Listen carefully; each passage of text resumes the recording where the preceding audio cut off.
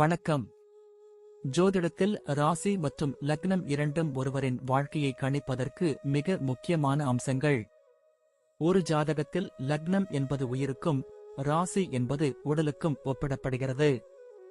நாம் பிறக்கும் நேரத்தில் கிழக்கு அடிவானத்தில் எந்த ராசி உதயமாகிறதோ அதுவே நம்முடைய லக்னம். இது ஒவ்வொரு 2 மணி நேரத்திற்கும் ஒருமுறை மாறிக்கொண்டே இருக்கும். ஒரு நாளில் 12 லக்னங்கள் மாறிவரும். அதனால் லக்னம் என்பது மிக துல்லியமான தகவல்களை கொடுக்கக்கூடியது.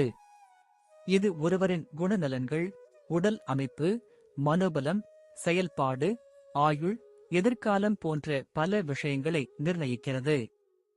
ராசி என்பது நாம் பிறக்கும் நேரத்தில் சந்திரன் எந்த ராசியில் இருக்கிறாரோ அதுவே நமது ராசியாகும். ஒரு ராசியில் சந்திரன் சுமார் 2.25 நாட்கள் இருப்பார். சந்திரன் மனதின் காரகனாக கருதப்படுவதால் ராசி ஒருவரின் மனநிலை, எண்ண ஓட்டங்கள், உணர்வுகள் ஆகியவற்றை குறிக்கும். தொலைக்காட்சிகளிலும் பொதுவான பஞ்சாங்கங்களிலும் சொல்லப்படும் தினசரி ராசி பலன்கள் பொதுவாக இந்த ராசியை அடிப்படையாக கொண்டே கணிக்கப்படுகின்றன. ஜோதிடப்படி லக்னம்தான் ஒருவரின் ஆளுமை திறன், சிந்தனை, செயல்கள் மற்றும் அதிர்ஷ்டம் போன்ற முழு வாழ்க்கை நிகழ்வுகளுக்கும் ஆதாரமாக அமைகிறது. ராசி என்பது லக்னத்திற்கு துணை செய்யும் ஒரு அமைப்பு மட்டுமே. ஒருவருக்கு லக்னமும் ராசியும் பலமாக இருந்தால் அவருடைய வாழ்க்கை சிறப்பானதாக அமையும். லக்னம் மற்றும் ராசியின் அதிபதிகள் ஜாதகத்தில் எந்த நிலையில் இருக்கிறார்கள் என்பதை பொறுத்து ஒருவரின் வாழ்வில் ஏற்படும் பலன்கள் மாறுபடும். உதாரணத்திற்கு, ஒரு கிரகம் லக்னப்படி கெட்ட பலனை தருவதாக இருந்தாலும் ராசிப்படி அது யோகமான கிரகமாக இருந்தால் கெடுபலன்கள் குறையும்.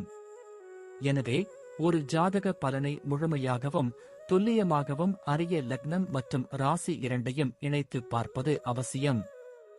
இப்போது 12 லக்னம் மற்றும் ராசிக்காரர்களுக்கு என்னென்ன தனித்துவங்கள் இருக்கிறது என்பதை பற்றி இந்த பதிவில் பார்ப்போம். இந்த பதிவை பார்ப்பதற்கு முன்பு இந்த சேனலை சப்ஸ்கிரைப் பண்ணாதவங்க சப்ஸ்கிரைப் பண்ணிக்கோங்க, பெல் பட்டனை கிளிக் பண்ணி வச்சுக்கோங்க. அப்பதான் நம்ம போடுற பதிவு உங்களுக்கு உடனுக்குடன் நோட்டிபிகேஷன் வரும். சரி, வாங்க வீடியோக்குள்ள போகலாம். மேஷ லக்னத்தில் பிறந்து துலாம் ராசியில் சஞ்சரிக்கும் நீங்கள் மிகவும் தனித்துவமான குணங்களை கொண்டவர்கள் என்றுதான் சொல்ல வேண்டும். ஏனென்றால் லக்னாதிபதி செவ்வாய் உங்களுக்கு வீரத்தையும் வேகத்தையும் கொடுப்பார். அதே சமயம் ராசிநாதன் சுக்கிரன் உங்களுக்கு ஒரு மென்மையான போக்கையும் கலை உணர்வையும் கொடுப்பார். பொதுவாக நீங்கள் எதையும் வெளிப்படையாக பேசக்கூடியவர்கள் என்றாலும் எதற்கெடுத்தாலும் ஒரு நியாயத்தையும் தர்மத்தையும் பார்க்க வேண்டும் என்று நினைப்பீர்கள். உங்களின் தோற்றம் மற்றவர்களை கவரும் வகையில் வசீகரமாக இருக்கும். அதே வேளையில் உங்கள் கண்களில் ஒருவிதமான கம்பீரம் எப்போதும் இருந்து கொண்டே இருக்கும். ஒரு காரியத்தை முடிவு செய்துவிட்டால் அதை முடிக்கும் வரை உங்களுக்கு தூக்கம் வராது. அந்த அளவிற்கு தீவிரமாக செயல்படுவீர்கள். ஆனால் சில நேரங்களில் எதை முதலில் செய்வது என்ற குழப்பமும் உங்களுக்குள் வந்து போகும். நீங்கள் பிறரை வழிநடத்தும் ஒரு தலைமை பண்பை கொண்டிருப்பீர்கள். அதே சமயம் மற்றவர்கள் உங்களுக்கு கொடுக்கும் மரியாதையை நீங்கள் மிகவும் எதிர்பார்ப்பீர்கள். உங்களை யாராவது மதிக்கவில்லை என்றால் அந்த இடத்தை விட்டு உடனே நகர்ந்துவிட வேண்டும் என்று நினைப்பீர்கள். உங்களின் கோபம் என்பது ஒரு நெருப்பு பொறி போன்றது. அது சீக்கிரம் வந்துவிடும். ஆனால் யாராவது வந்து அன்பாக பேசினால் உடனே குளிர்ந்து போய்விடுவீர்கள். இந்த லக்னத்திற்கும் ராசிக்கும் உள்ள மிகப்பெரிய பலமே உங்களின் நேர்மைதான். உங்கள் குடும்ப வாழ்க்கையை பொறுத்தவரை நீங்கள் மிகவும் அக்கறை கொண்டவராகவும் அதே சமயம் சில நேரங்களில் பிடிவாதக்காரராகவும் இருப்பீர்கள். குடும்ப உறுப்பினர்களின் தேவைகளை அறிந்து பூர்த்தி செய்வதில் உங்களுக்கு நிகர் நீங்களே என்று சொல்லலாம். உங்கள் வாழ்க்கை துணையிடம் நீங்கள் ஒரு தோழமையை தேடுவீர்கள். ஆனால் சில நேரங்களில் உங்கள் ஆளுமை திறன் காரணமாக சிறு சிறு கருத்து வேறுபாடுகள் வர வாய்ப்புண்டு. அதை நீங்கள் அன்பால் மட்டுமே சரி செய்ய முடியும். உடன் பிறந்தவர்களுடன் சில நேரங்களில் மனக்கசப்புகள் வந்தாலும் அவர்களுக்கு ஒரு ஆபத்து என்றால் நீங்கள்தான் முதலில் போய் நிற்பீர்கள். உங்கள் பெற்றோர்கள் மீது நீங்கள் அதிக பற்று வைத்திருப்பீர்கள். அவர்களின் ஆசைகளை நிறைவேற்றுவதையே உங்கள் வாழ்நாள் கடமையாக கருதுவீர்கள். வீட்டிலுள்ள உறவினர்களிடம் நீங்கள் பேசும்போது மிகவும் கவனமாக பேச வேண்டும். ஏனென்றால் உங்களின் நேரடியான பேச்சு மற்றவர்களை சில நேரங்களில் காயப்படுத்தலாம். உங்கள் வீட்டை எப்போதும் அழகாகவும் கலை நயத்தோடும் வைத்துக் கொள்ள வேண்டும் என்று விரும்புவீர்கள். குடும்பத்தினர் உங்கள் சொல்லுக்கு கட்டுப்பட்டு நடக்க வேண்டும் என்ற எண்ணம் உங்களுக்குள் ஆழமாக இருக்கும். ஆனால் நீங்கள் கொடுக்கும் சுதந்திரமும் அவர்கள் உங்களை நேசிக்க வைக்கும் ஒரு முக்கிய காரணமாக அமையும். சுயதொழில் அல்லது வியாபாரத்தில் ஈடுபடும்போது உங்கள் ஆளுமை திறன் மற்றவர்களை எளிதில் கவரும் வகையில் இருக்கும் என்பதால் நீங்கள் எதையும் தைரியமாக செய்ய முன்வருவீர்கள். கூட்டுத் தொழில் உங்களுக்கு சில நேரங்களில் சவாலாக இருந்தாலும் உங்கள் ராசிநாதன் சுக்கிரன் என்பதால் மற்றவர்களை சமாதானப்படுத்தி வியாபாரத்தை வளர்ப்பதில் நீங்கள் கில்லாடியாக இருப்பீர்கள். ஆடம்பர பொருட்கள், அலங்கார பொருட்கள் அல்லது பெண்கள் உபயோகிக்கும் பொருட்கள் சார்ந்த வியாபாரம் உங்களுக்கு அதிக லாபத்தை தரும். அதேபோல இரும்பு அல்லது நெருப்பு சம்பந்தப்பட்ட தொழில்களும் உங்களுக்கு வெற்றியை தேடித்தரும். வாடிக்கையாளர்களிடம் நீங்கள் பழகும் விதம் மிகவும் கண்ணியமாக இருக்கும் என்பதால் உங்கள் தொழிலில் எப்போதும் ஒரு நிலையான வளர்ச்சி இருந்து கொண்டே இருக்கும். நீங்கள் இருக்கும் முடிவுகள் சில நேரங்களில் அதிவேகமாக இருக்கும் என்பதால் தொழிலில் முதலீடு செய்யும் போது மட்டும் கொஞ்சம் நிதானமாக செயல்படுவது நல்லது. உங்கள் கீழ் வேலை செய்பவர்களை நீங்கள் ஒரு தந்தை அல்லது தாயைப் போல பாதுகாப்பீர்கள். ஆனால் வேலையில் தவறு நடந்தால் அதை சுட்டிக்காட்ட தயங்க மாட்டீர்கள். வியாபார யுக்திகளை அவ்வப்போது மாற்றிக்கொள்வதில் உங்களுக்கு ஆர்வம் அதிகம் இருக்கும். புதிய வாய்ப்புகள் உங்களை தேடி வரும்போது அதன் சாதக பாதகங்களை முழுமையாக ஆராய்ந்து இறங்கினால் உங்கள் தொழிலில் யாரும் எட்ட முடியாத உயரத்தை நீங்கள் மிக குறைந்த காலத்திலேயே எட்டிவிட முடியும். உத்தியோகத்தில் நீங்கள் எப்போதும் ஒரு தலைவனாகவே செயல்பட விரும்புவீர்கள். மற்றவர்களுக்கு கீழ் பணிபுரிவதை விட ஒரு துறையின் அதிகாரியாகவோ அல்லது மேலாளராகவோ இருப்பதே உங்களுக்கு பிடிக்கும். உங்கள் அலுவலகத்தில் உங்கள் பேச்சிற்கு ஒரு தனி மரியாதை இருக்கும். வேலையில் எவ்வளவு கஷ்டமான சவால்கள் வந்தாலும் அதை துணிச்சலோடு எதிர்கொண்டு வெற்றி பெறுவீர்கள். உங்களின் கடின உழைப்பு மேலதிகாரிகளிடம் உங்களுக்கு நல்ல பெயரையும் புகழையும் பெற்றுத்தரும். வேலையில் சில நேரங்களில் உங்கள் உடன் பணிபுரிபவர்களால் சில போட்டிகளும் பொறாமைகளும் ஏற்படலாம். ஆனால் உங்கள் நேர்மையும் திறமையும் உங்களை எப்போதும் முன்னிலையில் வைக்கும். உத்தியோக உயர்வுக்காக நீங்கள் நீண்ட காலம் காத்திருக்க வேண்டியதில்லை. அரசு வேலைகளுக்கு முயற்சி செய்பவர்களுக்கு நல்ல வாய்ப்புகள் அமையும். அதேபோல நிர்வாகம் சார்ந்த வேலைகளில் இருப்பவர்கள் தங்கள் திறமையை முழுமையாக வெளிப்படுத்த வாய்ப்பு கிடைக்கும்.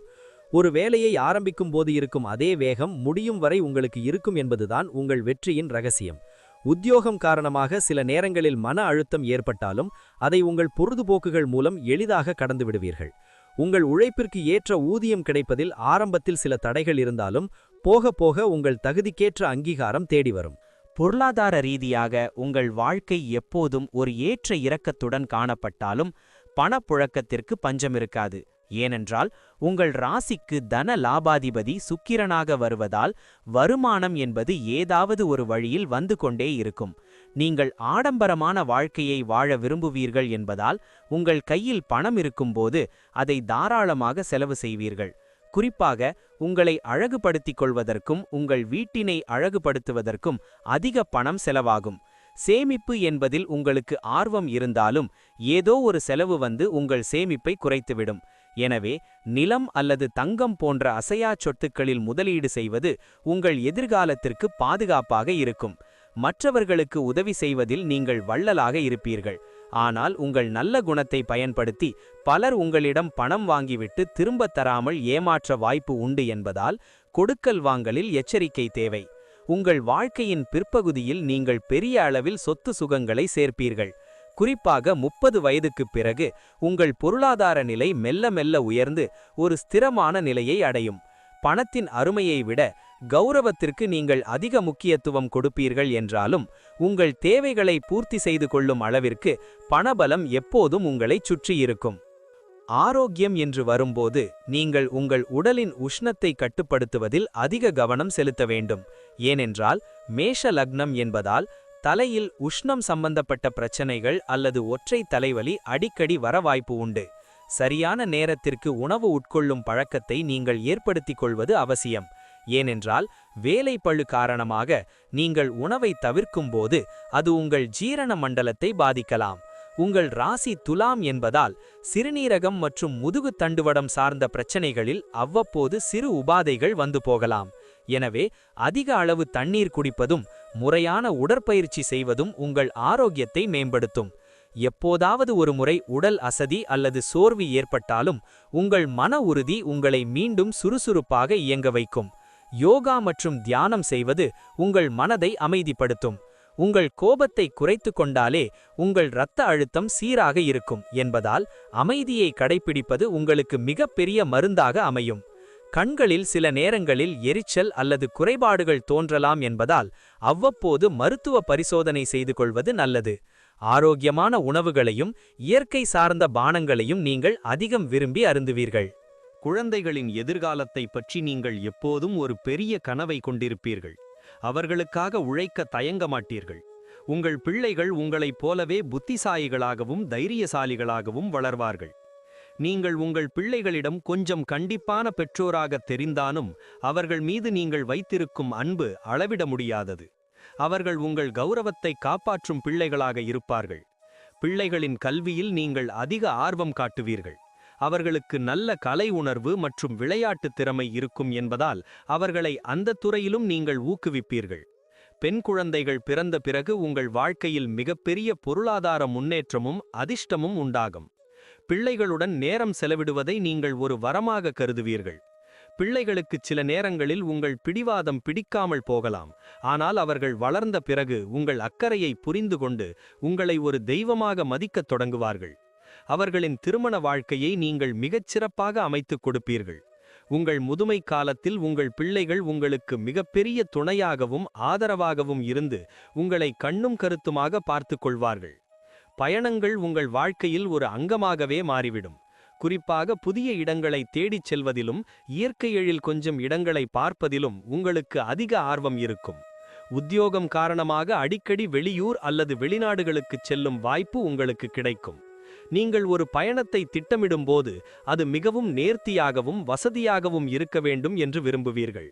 சாதாரண பயணங்களை விட ஆடம்பரமான பயணங்கள் உங்களுக்கு மிகவும் பிடிக்கும்.